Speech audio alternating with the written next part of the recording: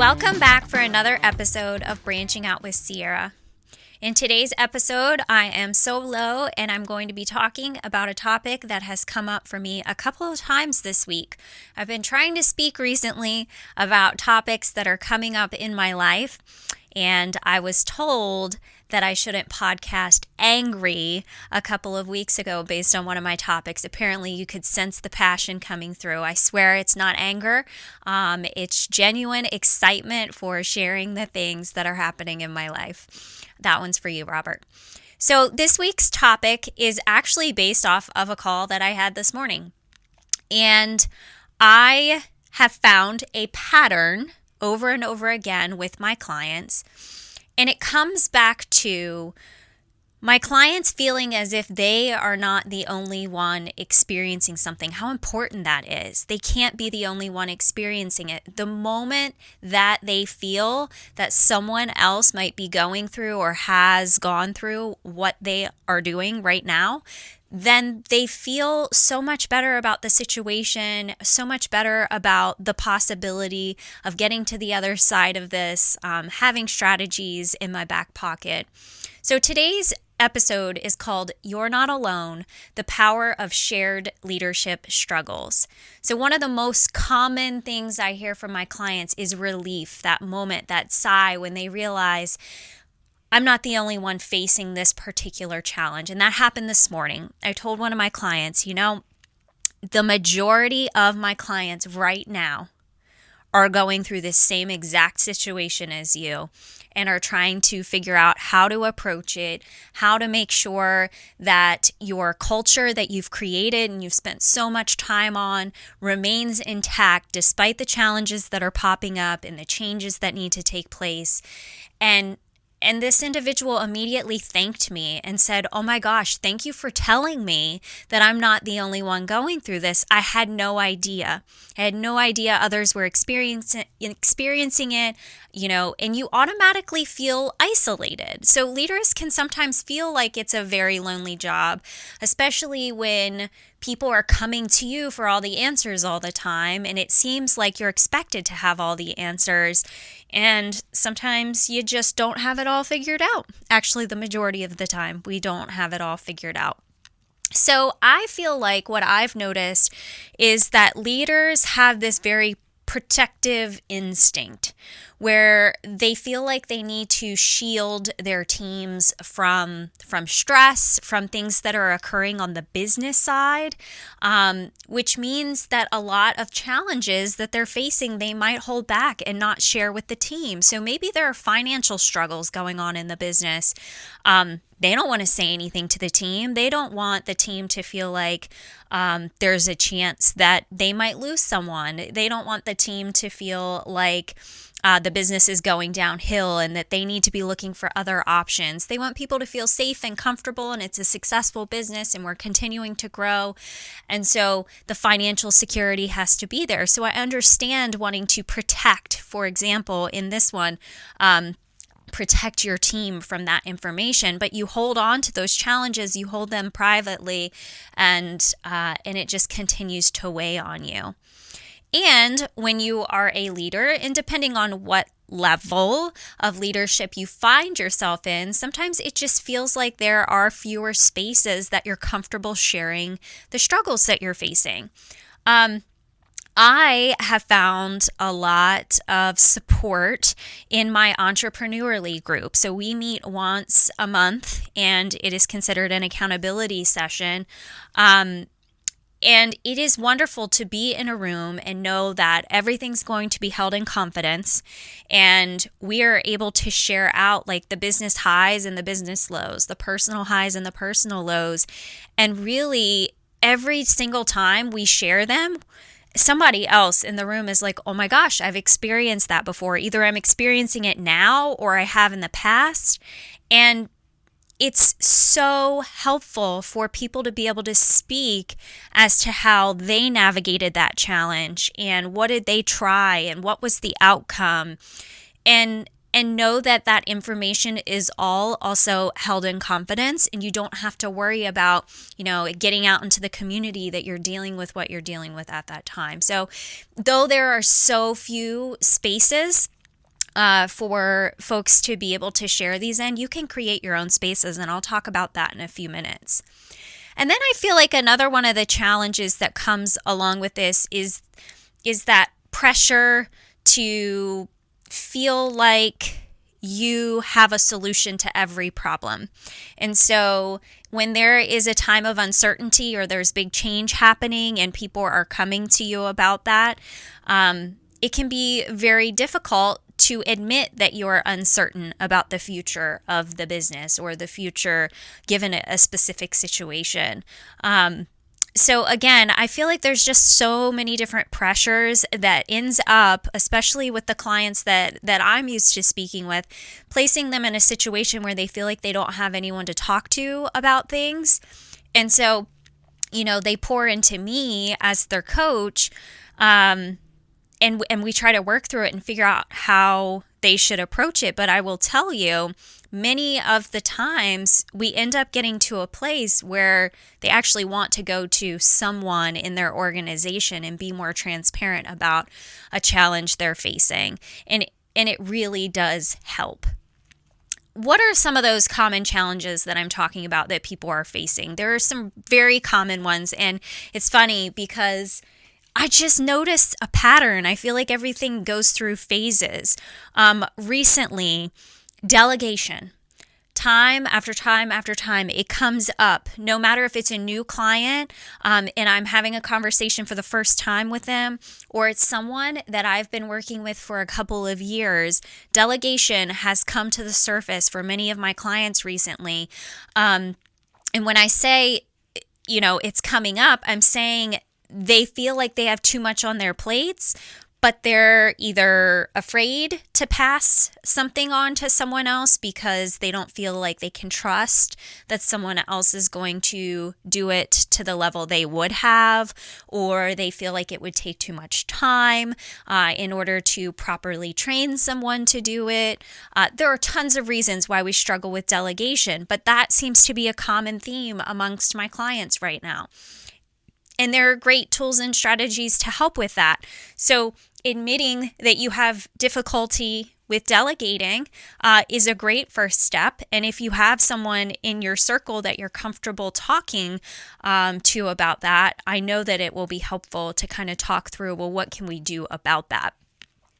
Another one I feel like comes up a lot is conflict avoidance. Just in general, hesitating to address issues because there's a fear of creating some sort of drama in your organization. So maybe this person has always functioned the way that they have, and we've always let it slide because that's just the way it is. And I finally hit my limit, and I don't know what to do about it because I've never held them accountable up until this point. How can I start now? What would that look like? And I don't want to cause ripples in my organization. So there's this avoidance, and they keep pushing the conversation back and pushing the conversation back. That is not just one client. That is all the time happening in organizations where it's almost like the conversation, had it taken place back when the issue originally happened, it would have been such a small, almost non-issue. But now, because it's built so much over time, it's a really big issue and can cause a really big impact on the organization. So now navigating that conversation and figuring out where to go from here becomes something you have to be much more intentional about and be cautious about every single step you take because the impact is huge. So conflict avoidance, that's another common one that I hear that, people are facing and keeping to themselves. Imposter syndrome has been brought up numerous times on the podcast, and I know I've had a couple of guests talk about their perspective on it. But at the end of the day, I hear it from people all the time, whether you want to call it imposter syndrome or something else. It's this fear that you're in a spot that you just don't know how you got there. You don't feel qualified to be there, that someone's going to come to you with something and they're going to realize that you shouldn't be there, that maybe you don't have the skill set they thought you had. There's so many different ways that this comes out. but I hear it all the time. It's just in general, to me, it's a lack of confidence in the spot that you are in at that time. And to me, I think it's a great thing because it means you're pushing yourself outside your comfort zone. And if you're not feeling a little bit of that, maybe you could push a little harder. But that's just me and my mindset of constant like growth. But again, this is very common. So these are just 3 examples: issues with delegation, conflict avoidance, and imposter syndrome. I hear it across the board with my clients. So why aren't we talking about it? Why are we not going to others and speaking about these challenges and figuring out how to get through it? Because every leader wrestles with these at some point. And I think that we should talk more about it. So let's get to like what we can do. What are some strategies? What are some solutions? And I kind of previewed one of my recommendations earlier. So my group Entrepreneurly works really well for me. It's a nice combination of quarterly learning days, which are great to be surrounded by other business folk, be learning from them, being, time away from the business to do real business development, learn about new topics, bounce ideas off of one another. That part's great. But then we have this monthly accountability piece too, which really allows us to, celebrate what we want to celebrate, also talk about some big challenges that have come up and get feedback from others so we feel supported. You don't have to have something that structured or a formal, membership in some community.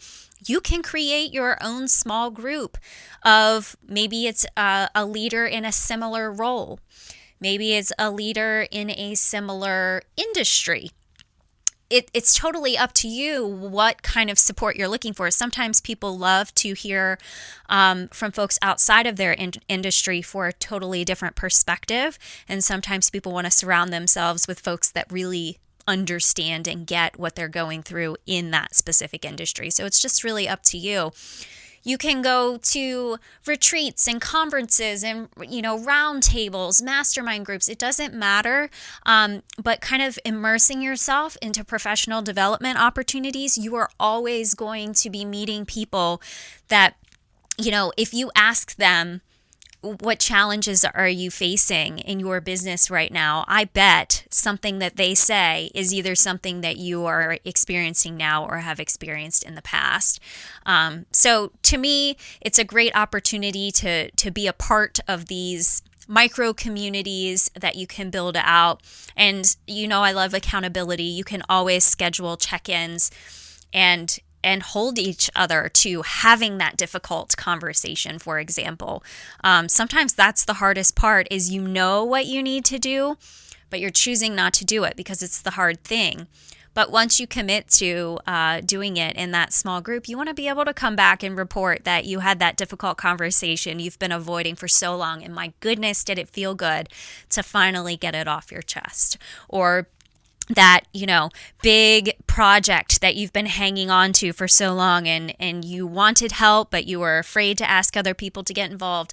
You finally have support with it. And what a weight has been lifted off of your shoulders. So that's just one option. Another thing that I think about is just being vulnerable as a leader. Finding that balance between being transparent about the challenges you're facing, but then not oversharing. I think that's a really hard balance to find, honestly. I was just thinking about that the other day. Sometimes I wonder if I overshare, some of the things that I face. I like to think that it's helpful for some people to hear that I'm experiencing these things, but maybe I overshare. But I think having a plan of action for when it's appropriate to share and be transparent and vulnerable with your team when you're experiencing something. Maybe you have a 1-for-1 rule. For every success you share, you also share something you're still figuring out so that in your organization, people see, yeah, well, we're growing in these areas, but that doesn't mean we have it all together. We have so much room for improvement. All of us always do. So I think that that's being authentic, to be able to share, hey, this is going really well, but at the same time, this is something I'm working on. Anytime someone sets a goal for themselves, I think that it's helpful to share it out with someone else and be able to get feedback on it. Another thing to consider is when you're feeling alone, maybe isolated, flipping the script to maybe consider who could be facing this too. Who else might I know that would be facing this too? And if you ask another leader in your circle, just a very simple question. What's a leadership challenge you've had to navigate recently? What's been going on with you? What's going well? What's not going well right now? 99% of the time, you'll find that it's super relatable, and maybe they've been waiting to get that off their chest too, and there's some overlap. Sometimes I think that is the value in one-to-ones. You know that I'm very involved in networking. Beyond just networking to be able to, pass referrals to one another, I think there's so much value in just building the relationship so that you're there to support one another with business challenges or even personal challenges that come up. I know there are a lot of people in my network that when I'm going through something personally, I hear from them. They're checking in on me and making sure I have what I need. So it doesn't just apply to business at all. Another thing you can do is really just look at your support system beyond those colleagues, but are there coaches in your network that you want to lean into, a mentor, an advisor? There are tons of coaches out there. There's a coach for everything. I mean that. There are so many different coaches. So if there's a certain area you're trying to focus on, I know mindset coaches, health coaches, leadership development coaches, and so on. You could totally zoom in. There's life coaches if you're trying to look at, big picture life as a whole. You could really focus in on the thing where you feel like you need the most support and have that one person that you go to. And I think the great thing about that is they start to really understand patterns in your behavior or patterns of challenges that are coming up for you, and maybe what's triggering those for you specifically. So I think that having that ongoing relationship is helpful rather than bouncing something off of somebody new each time. So an ongoing relationship with a coach, a mentor, an advisor, but just don't wait until it's too late and you're already burnt out. Try to find someone while things are going well so that you've already built a relationship and they know you and understand you and your life and your priorities and your values, so that when something is more challenging, that relationship exists. Don't wait until everything's on fire and you're in crisis mode to seek that help. That's my recommendation.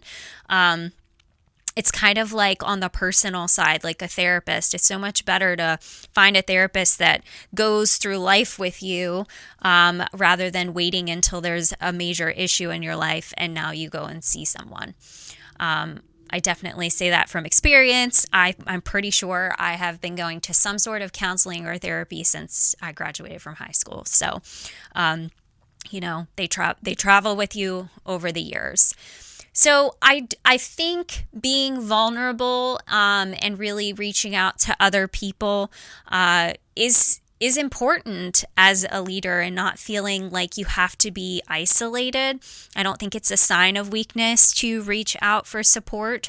I don't think I would have said that before. I think I like to see myself as very independent, but I think that was like maybe the first year or two of my business. I didn't want to admit when I was having problems because in the back of my head, I didn't know if I was going to be successful as a business, but I felt like I had to remain confident, public facing, so that people were confident in me and trusted me. But I think I got past that, and realized that there is not a single business that doesn't have problems behind the scenes.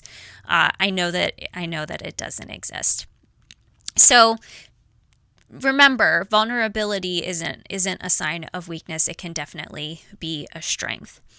So again, I bring this up today just because I've noticed this pattern and I don't want people to isolate themselves. I do think about some of the folks in my network who have all sorts of different little communities that they've built. Some of them they go to for accountability. Some of them they go to for health-related things. Some they go to for support in their specific industry. All of these little groups, and they might be in multiple and gain support from all different directions, but they're not doing everything alone. And I just wanted to give folks the opportunity to really consider who are you tapping into? Are you trying to do this alone? And is there something you've been facing that you've been keeping to yourself? And out of, whatever reason that you feel like you have to keep it to yourself, who could be that trusted person you go to or that trusted group that you go to be able to actually take action and feel more confident in doing so. So I want to switch over to our Leadership Unscripted. If this is your first time listening to a podcast, this is the section where I take listeners submitted scenarios, questions, challenges, and try to support them. Doesn't mean I have all the answers, but it's just a different perspective, how I might approach it if I found myself in this situation. So this week, you see what we have. Let me make up a name. Actually, let me look at one of the books in front of me. We're going to say this is from Mike. So Mike said, I have one team member who always nods in meetings, but then doesn't follow through afterward. I'm not sure if it's a communication issue or an accountability issue. How should I approach it? Well, obviously, you've already identified that it could be two different issues here. And the way in which you approach it is different based on which one of those issues it is, right? We know that nodding doesn't necessarily mean that you buy into something. Some people nod and smile and agree just out of politeness and might totally not agree with what you're saying, or they might not be following along. I'm thinking about nodding and smiling in a networking setting where you can't hear anybody and you're like, yeah, trying to follow along because you do not like asking people to repeat themselves over and over again, and then you realize you're nodding and smiling at the wrong time. But it just because they're nodding doesn't mean that they get it or that they've bought into it, and you've already identified that. So is it a communication issue where they don't actually understand what you're asking of them? So the expectations are unclear and we need to work on that. Or is it an accountability issue where they get it, but they're not following through either because they don't agree with it, or it's not a priority to them, or they're just really not great at meeting deadlines. They just don't care. What are our options here? So I think that there are a couple of different ways that I might approach this. I like, and I've been talking, here's another thing I've been talking a lot lately, the SBI model. So situation, behavior, impact. So this is, something that I would use when I am just addressing the challenge head on and having a conversation with the person privately and saying, starting with situation, I noticed that recently you're nodding and smiling when I'm sharing what we need to do in our team meetings, but what's the behavior? The behavior is the work isn't getting done, things aren't being turned in on time, and then what's the impact? The impact is now I'm not meeting my deadlines, it's impacting other people on the team. So it's just very clear, very factual. This is what I'm noticing. Here's the behavior. the situation, the behavior, the impact, and asking, what is going on, being clear about the expectation moving forward. So, in the future, I expect that if you're nodding and smiling, to me, that means that you understand and you plan to move forward. But if you're not understanding, I need you to, let me know that you need clarification. Or if you don't agree with what we're doing, I'd like to talk about it and figure out why you're choosing not to follow through. So to me, it's an opportunity to actually kind of understand the why behind the behavior and just address it head on with the person.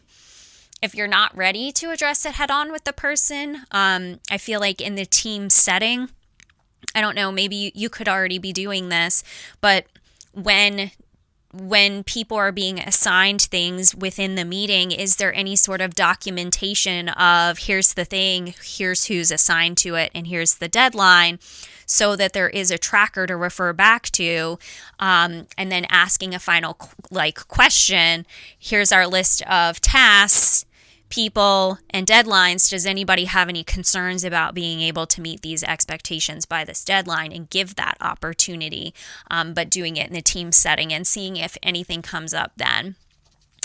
And then I also think about what I was saying about delegation earlier. If it's that the expectations are just not clear, you're not doing a great job of, ensuring that there's clarity before passing the baton, that probably isn't just happening with them. It might be happening with others too.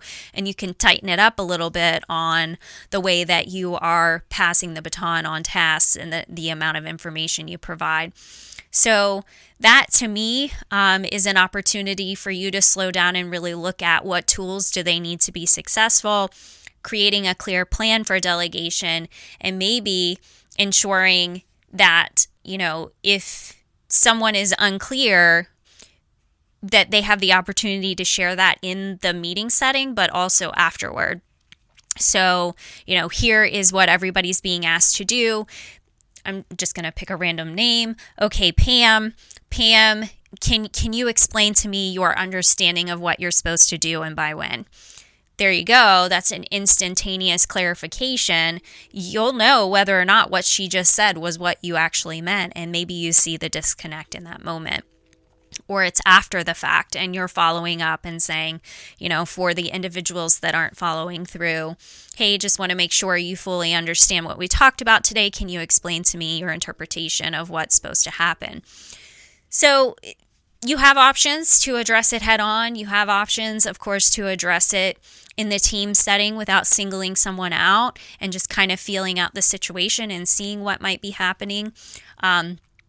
I don't know if it's a communication thing. Like I said, there are chances that maybe you're not giving enough information across the board, but other people are coming forward and asking questions, whereas this person might not be comfortable doing so and might feel silly if they ask additional questions because they think you expect them to know. So they're stalling and just not doing anything at all. So hopefully that's helpful to you, Mike. If anybody else has questions or challenges that they're facing, we'd love to see those challenges come in. So either I can unpack them on a solo episode or have one of my guests chat through how we might approach the challenge. So if you're interested in submitting one of those, you can email us at info@branchingoutpodcast.com. We'd love to see that submission come through. So I also want to take a moment for the Leadership in the Wild this week. I'm kind of cheating on this one. I'm not going to name a specific person, and it's just going to go back to what I've been noticing with clients. My clients are doing really hard things. And so this is a shout out to just my clients in general, that I have seen so much growth and so much confidence gained that things that used to be a really big challenge for them, like having a difficult conversation, for example, they come to the table with so much confidence now, and they approach the problems head on and don't avoid them in ways they may have in the past. And I am very proud to be able to say that I've seen that change in them over time. it's almost like I am still used to the past when there's avoidance going on. But now when we talk through something and I'm like, okay, what are you going to do about that? And they state what they're going to do. I'm blown away that that's their first reaction, that they're moving straight to action rather than hesitating, being fearful, and so on. So I'm just proud in general of some of the really tough things that my clients have been taking on and doing so confidently. So that's a shout out to all of you. No one in particular, I really mean that. All right, so we're going to end with a branching out challenge as we always do. So if you've not listened to an episode before, this is just simply what do I want to challenge you as a listener to do based on what I talked about today. So I want you to consider, is there something that you have really been holding on to and keeping to yourself, isolating yourself and not talking to others about that you could bring forward? Is it something you want to bring forward to a team member? Is it something you want to be honest with your entire team about and ask them for ideas and strategies? Or do you want to create a little micro community and surround yourself with people who you can start bouncing things off of and hear more about their experiences from? So I just want you to think about, is there something that you could really start tapping into others and stop carrying the weight on your shoulders and isolating yourself? Because chances are someone out there has experienced what you've experienced, but you don't know until you bring it up to someone. So that's what I'd like for you to do this week. So if you found value in this week's episode, please share it with someone else who would benefit. I'm always looking for new ideas for episodes. Lately, I've just really been focusing on things that I've experienced in my life lately because it's fresh in my mind. But if there's a specific topic that you are struggling with or want to know more about, please send us a message again at info@branchingoutpodcast.com, and we'd love to cover that topic. Same thing if you'd like to be a guest. I'm pretty sure we are booked out through the end of the year or very close to the end of the year at this point, so it might be 2026. But if you want to go to our website, branchingoutpodcast.com, you can submit an application and we might be able to have you on the podcast and talk about what challenges you've gone through and help some other folks out based on your experiences. So honestly, that's a great idea if as you listen to this today, you think about a time where you came forward, you were facing a challenge and you didn't want to do it alone anymore, and maybe the outcome of that would be really helpful for people to hear so that maybe they're more comfortable in doing the same. All right, well, that's it for this week. Thank you for joining me, and until next time, keep branching out.